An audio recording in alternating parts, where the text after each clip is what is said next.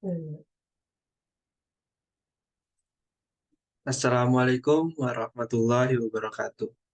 Perkenalkan, saya Rama Bani Naula dengan teman saya Fijal Adrian. Di sini akan menjelaskan sedikit terkait kasus-kasus yang membutuhkan audit sistem informasi di dunia nyata. Sebelumnya, saya akan sedikit menjelaskan juga terkait apa itu audit sistem informasi. Jadi, audit sistem informasi adalah proses pemeriksaan yang dilakukan untuk mengevaluasi efektivitas, efisiensi, dan keamanan sistem informasi dan teknologi informasi dalam suatu organisasi.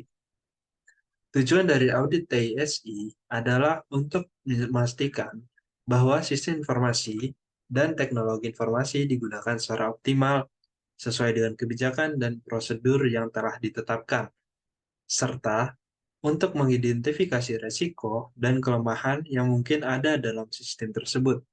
Audit ini juga bertujuan untuk menilai kepatuhan organisasi terhadap peraturan dan standar yang relevan dalam bidang teknologi informasi. Dapat disimpulkan bahwa audit sistem informasi ialah proses pengumpulan dan mengevaluasi fakta untuk memutuskan apakah sistem komputer yang merupakan aset bagi perusahaan terlindungi, integritas data terpelihara, sesuai dengan tujuan organisasi untuk mencapai efektivitas dan efisiensi dalam penggunaan sumber daya. Beberapa area yang biasanya ditinjau dalam audit sistem informasi meliputi keamanan sistem, pengelolaan data, pengelolaan akses, kepatuhan terhadap peraturan, kebijakan dan prosedur, serta pemulihan bencana. Hasil dari audit sistem informasi dapat digunakan untuk memberikan rekomendasi perbaikan dan perbaikan yang diperlukan untuk meningkatkan efektivitas dan keamanan sistem informasi dan teknologi informasi dalam suatu organisasi. Berikut adalah beberapa kasus-kasus yang membutuhkan audit sistem informasi di dunia nyata. Yang pertama adalah Lehman Brothers Collapse pada tahun 2008. Lehman Brothers yang pernah menjadi bank investasi terbesar keempat di Amerika Serikat mengajukan kebangkrutan pada tanggal 15 September 2008 setelah banyak terlibat dalam pasar sekuritas berbasis hipotek. Kejatuhan ini merupakan peristiwa penting krisis keuangan tahun 2007 sampai dengan 2008 yang menyebabkan hilangnya output perekonomian sekitar 10 triliun dolar. Permasalahan dalam kasus ini, yang pertama adalah praktik akuntansi yang meragukan. Lehman Brothers menggunakan celah akuntansi untuk sementara menghapus aset bermasalah dari neracanya sebelum melaporkan keuangan untuk menyembunyikan tingkat leverage sesungguhnya. Yang kedua, permasalahannya adalah investasi berlebihan di aset beresiko yang tinggi. Perusahaan ini memiliki paparan yang signifikan terhadap pasar hipotek subprime yang menjadi tidak liquid ketika gelembung perumahan pecah. Yang terakhir adalah ketidakcukupan regulator. Badan regulator gagal mengidentifikasi resiko yang diambil Lehman dan tidak menerapkan kontrol yang lebih ketat. Selanjutnya adalah beberapa cara pencegahan dengan audit sistem informasi dalam kasus ini. Yang pertama yaitu mengidentifikasi transaksi yang meragukan. Sebuah audit teknologi informasi atau sistem informasi bisa saja mengungkap transaksi repo 105 yang digunakan Lehman untuk memalsukan situasi keuangannya. Yang kedua, analisis manajemen risiko. Audit sistem informasi bisa saja menganalisis paparan risiko dan nilai sebenarnya dari surat-surat berharga berbasis hipotek, memberikan gambaran yang lebih jelas tentang kondisi keuangan perusahaan.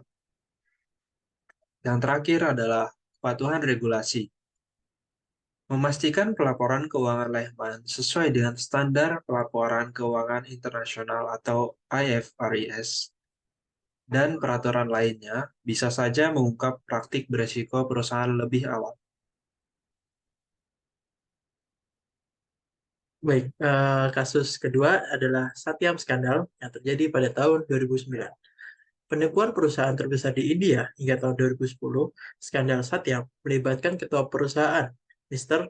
Ramalingga Raju, yang memasukkan akun untuk meningkatkan pendapatan dan harga saham, sehingga menyebabkan selisih 1 miliar dolar. Skandal ini terungkap ketika pasar properti ambruk, mengungkapkan penyimpangan keuangan. Skandal Satyam yang terkuak pada tahun 2009 merupakan penipuan korporat massal yang dilakukan oleh Chairman Satyam Computer Service, yaitu Mr. Ramalingga Raju. Permasalahan yang lebih detail adalah, yang pertama adalah manipulasi keuangan. Kesehatan keuangan perusahaan secara berlebihan dipaparkan dengan saldo kas dan pendapatan yang fiktif.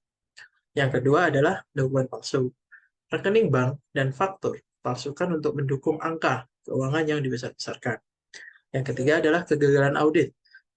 Para pemeriksa gagal mendeteksi aktivitas penipuan, yang termasuk pegawai yang tidak ada namun tercatat dalam daftar gaji. Lalu pencegahan dengan audit TISI adalah yang pertama, verifikasi yang ditingkatkan. Verifikasi yang ketat terhadap data keuangan dan rekening bank menggunakan alat TI bisa saja mengidentifikasi ketidaksesuaian. Yang kedua adalah peningkatan kontrol. Implementasi kontrol internal yang lebih baik dan kerangka kerja tata kelola TI untuk mendeteksi dan mencegah aktivitas penipuan. Yang ketiga adalah audit berkala. Audit TISI yang sering dan menyeluruh untuk memastikan pelaporan keuangan yang akurat dan transparan. Selanjutnya, kasus ketiga adalah WorldCom fraud yang terjadi pada tahun 2002. WorldCom, perusahaan telepon jarak jauh terbesar kedua di Amerika Serikat pada saat itu, mengakui menggelembungkan asetnya sebesar lebih dari 11 miliar dolar, yang merupakan penipuan akuntansi terbesar dalam sejarah Amerika pada tahun 2002. Waktu itu, penipuan ini ditemukan oleh unit audit internal perusahaan, sehingga menimbulkan konsekuensi hukum yang signifikan bagi para eksekutif yang terlibat. Penipuan WorldCom melibatkan perusahaan yang memasukkan situasi keuangannya untuk menjaga cita profitabilitas. Permasalahan yang terjadi pada waktu itu ialah praktik akuntansi yang tidak tepat. WorldCom menggelembungkan asetnya sekitar 11 miliar dolar dengan cara mengkapitalisasi biaya yang seharusnya dibebankan. Selanjutnya, pengklasifikasian biaya yang salah. Perusahaan melaporkan biaya garis sebagai pengeluaran modal daripada biaya operasional, yang secara artifisial meningkatkan keuntungan. Selanjutnya adalah ketidakcukupan pengawasan. Terjadi kegagalan dalam tata kelola perusahaan dan kurangnya pengawasan yang efektif dari Dewan Direksi dan Komite Audit. Lalu pencegahan dengan audit TISI, yang pertama adalah pemeriksaan sistem keuangan yang detail. Audit reguler terhadap sistem dan catatan keuangan untuk mendeteksi setiap entry akuntansi yang tidak tepat. Yang kedua, implementasi kontrol TI.